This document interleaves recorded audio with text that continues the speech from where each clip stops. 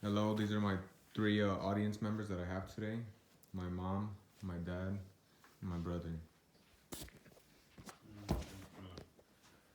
So, hello, my name is Alexis Robles, and today I'm going to persuade you on why you should adopt, not shop.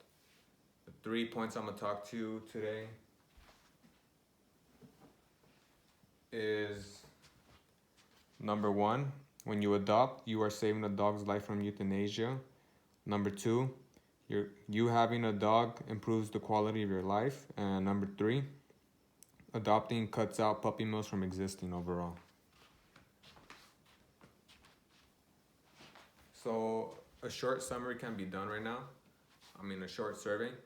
Who has seen a homeless dog roaming in their neighborhood, whether it be a small chihuahua or a pit bull?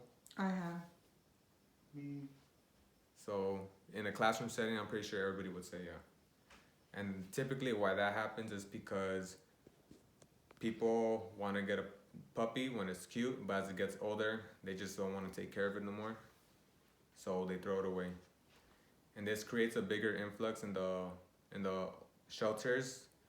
And the article I'm gonna share with you by April, or that was created in April 26, 2018, by Katie Mills, Dog Shelters Give a Second Chance.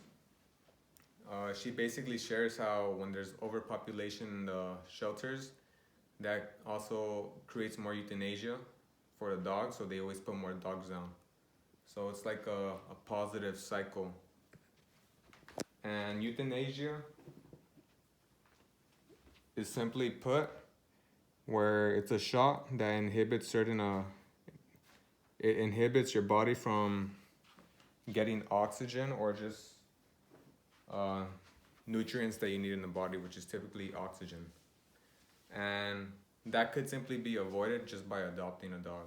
Just like in the next article I'm gonna share with you by To the Rescue by Sarah Clark, that was published in 2015 on page 64. She essentially says how a family decided to adopt instead of shopping because they knew when you shop, you have to get the paperwork, you have to deworm it, you have to get certain shots. So they just decided to adopt a dog because it would be easier.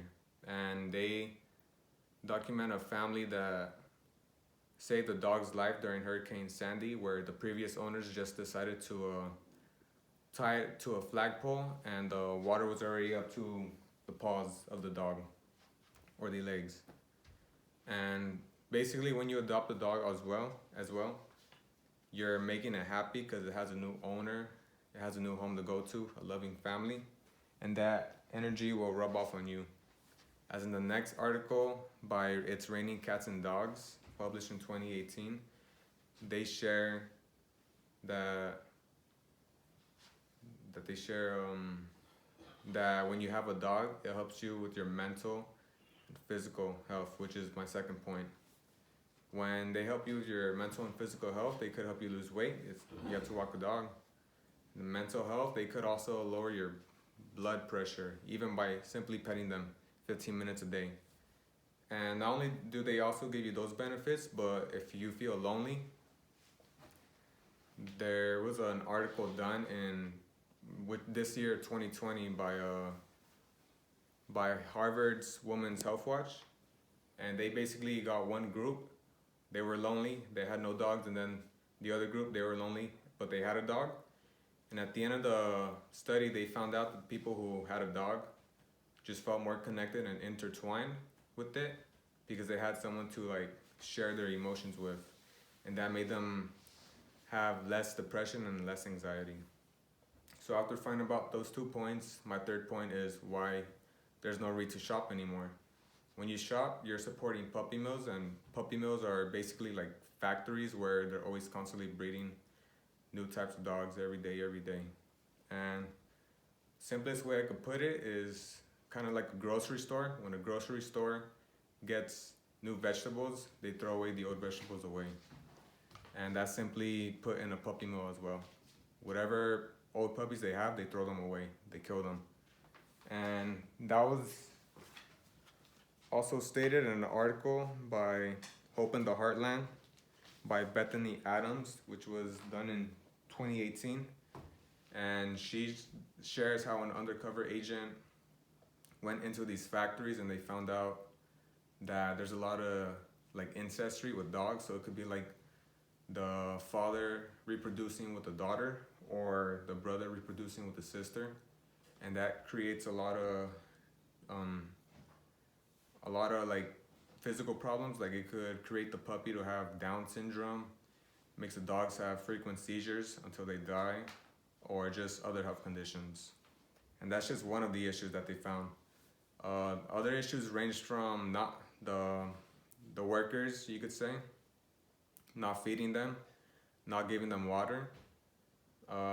They just had poor hygiene, so most of the dogs had lice and ticks, and they found most of the dogs to scratch themselves to death. And I think the last point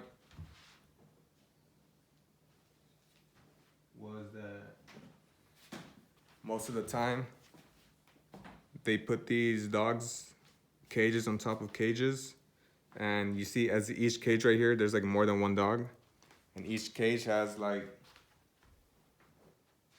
3-4 dogs, and that's not including the puppies. So obviously the other dogs that are more grown, they're gonna step on the puppies, and that's how they die.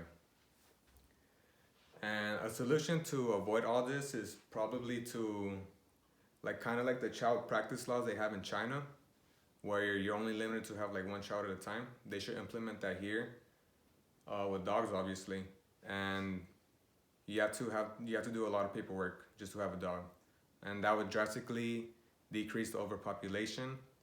And the second point is something that's already in place in some places, and that's to ban pet shops. I know in some counties they don't allow pet shops, and the reason why you should ban them is because they're the main consumer of puppy mill corporations.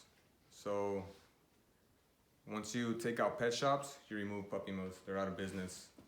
So hopefully today I persuaded you on why you should adopt a dog, as you're saving it from euthanasia.